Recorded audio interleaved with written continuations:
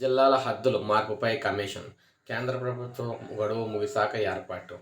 June 2 లోపు ఆదిలాబాద్ విమానాశ్రయం భూమి పూజ. డిసెంబర్లో ఆడబిడ్డకు చిలక పచ్చ రంగు చీరల పంపిణీ.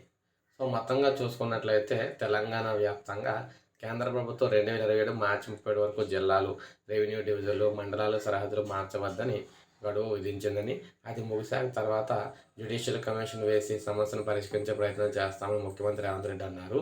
త్వరలో తుమ్మిడిహట్టి వద్ద ప్రాణహిత చేవేళ్ల పాలు ప్రారంభిస్తాం. సిఎల్పి నేతగా బట్టి విక్రమార్క హైదరాబాద్ పిపిరి నుంచి 3 ఏళ్ల క్రితం ప్రతిపాదించిన పీపుల్స్ మార్చ్ యాత్ర అయితే 3 సంవత్సరాలు అయిందనమాట. ఇందులో నేపథ్యంలో మాట్లాడారు. రాజకీయాల్లో భిన్నాభిప్రాయాలు ఉండొచ్చు, కానీ భేదాభిప్రాయాలు ఉండకూడదు. తెలంగాణ రాష్ట్రం అంటే రాజకీయ విలువలకు వేదిక. ఏది పడితే అది మాట్లాడితే పేదలకు అన్యాయం జరుగుతుంది అన్నారు.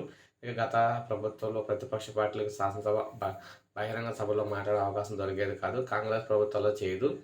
కాంగ్రెస్కి ఓట్లేసిన వారు వేయని వారు తేడా లేకుండా సంక్షేమ పథకాలు అమలు చేస్తున్నారని చెప్పేసి అన్నారు. ఇక్కడ మ్యాటర్ ఏంటంటే జిల్లాలకు సంబంధించి మళ్ళీ పునర్విభజన అయితే రాబోతూ ఉందన్నమాట.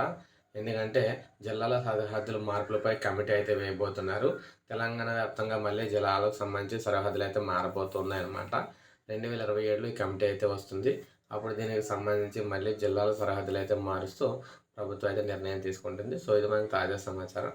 లైక్ చేయండి, సబ్స్క్రైబ్ చేసుకోండి, మన ఛానల్ సబ్స్క్రైబ్ చేసుకోండి.